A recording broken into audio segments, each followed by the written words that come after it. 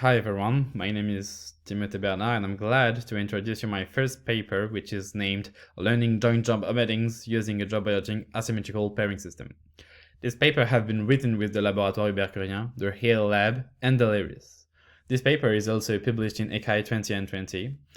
And as an introduction, I'm giving you some information about the HR professional activities today. So one of the main tasks of the HR professional is to suggest relevant job opportunities to people seeking change or to people seeking new formations. So to do so, they need to identify some HR key features in job descriptions such as skills, experiences, tasks, etc., etc. And they also need to be able to compare job offers between each other. So there is new upcoming difficulties today because there is an ever-increasing number of profile. The job market is quickly evolving and there is many new jobs, and there is now many similar-looking job opportunities. For all these reasons, the HR professional needs to have advanced automatic tools, and that's why we've written this paper. In this paper, we are proposing three main steps. The first one is we are introducing a new weighted ranking pairwise laws, which is called weighted on the fly chunk ranking laws, WOCR laws.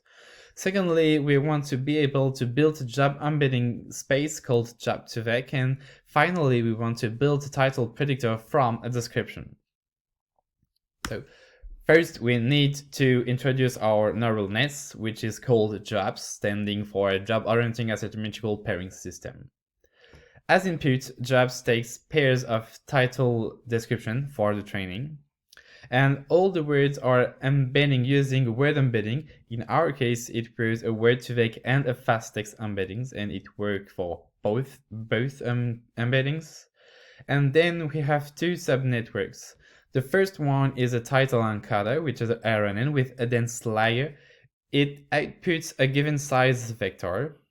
And the second subnetwork is a description encoder, which is a CNN with another dense layer at the end, which outputs the same size of vector as the title encoder. It's worth noticing that both encoder do not share any weights, and we need to gently optimize the description encoder and the title encoder. So this is why we used the WOCR laws. The WOCR laws is the laws we've designed to train our model JOAPS, and we need first to introduce the domains of definition before starting any further explanations. So let's D be the set of input, D for the description, and T the set of label, which is T for title. And given a description D, we have the title T, and we can define the set of negatives, which is int. And so to compute the loss, we need to compute all the violating negatives for a given couple dt. So to find the violating negative, we took the couple dt and we look for any title for any negatives that would be closer to D than the true title T in the outputs of the two encoders. As a similarity measure, we took the cosine distance. The model is fully trained when it is impossible to find any violating negative for each couple D and T. So the loss would be computed as follows. We compute for each triplet D, T, and the associated violating negatives. It would simply be the weighted difference between the two distances. As it will be longer and longer to find violating negatives, Weiss and Hale proposed the WOP laws in 2014. The main idea is that they took a chunk of example, and this chunk is about 1,000 examples, and they estimate the number of violating negatives for each couple. So they start computing the violating negatives, and they stop when they find the first violating negatives, and then they approximate the number of violating negatives in all the chunk. But the problem remaining is that when the model is converging, it will be still harder and harder to find the violating negatives. This is why we've proposed the WOCR laws. So How do we do? So we take an adaptative chunk of negatives. We start with a chunk of 2 power p negatives with p equal to 3. So we start with 8 negatives, and we compute all violating negatives for all the couples. And then we compute our weights, which is the perfect weight. And then when the model is converging, we increase or decrease the number p.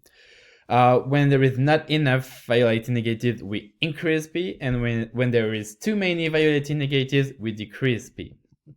P will be bounded by 3 and 11. We've compared our two loss, and we've seen that there is absolutely no differences between the two models produced by the two losses. So there is no loss of performance, but there is a main gain in time between the two losses because the WOCR loss is 5 times faster than the WOCR loss. So we've introduced our list, our model is trained, and now we want to build a job embedding space Job-to-Vec, and we want to build a title predictor. So how do we build our Job-to-Vec? We simply took all our titles which are composing the pairs of data, and we encode all the title through the title encoder. All the vector produced are composing the Job-to-Vec. To compare our Job-to-Vec, we simply took our pre-trained word-to-vec as title encoder, and to obtain the job title vector for each title, we sum all the words composing the title with the vector given by the word embedding. To qualitatively compare the two Job-to-Vec produced, we've took a PCA dimension reduction for 2 given jobs. On the left, we see the PCA dimension reduction for the Job-to-Vec made by the word-to-vec, and we see that the neighboring titles are only words that are close in the word embedding, or titles that have the given job in the title. While the neighboring title in the Job-to-Vec made by jobs, the jobs are closed by the field they study, by the skills they require, and other stuff that we want to have in our HR key features. And the PCA dimension reduction for a long job is more relevant because we see that in the Job-to-Vec made by the word-to-vec that the neighboring titles are only the title which have the same words in a different position, and there is no idea of HR key features at all, while the Job-to-Vec made by JOAPS is more consistent because they are really close and have different words, and the only link between each other is the HR key features or the field they study, and it's better. Now we have our Job-to-Vec embedding space. We now want to have a title predictor to predict a title from a description. And to do so, we took the description encoder, which encodes the description into a vector, and we compare it with a sec-to-sec with beta no attention, which has been trained to predict the exact title of an input description. And at the end, on the top of the sec-to-sec, we are using the JOAPS title encoder to obtain the predicted title vector in Job-to-Vec. We've encoded a 25,000 ancient description, and we have looked for the 10 closest neighbors among 125,000 different titles. The similarity measure was still the cosine distance.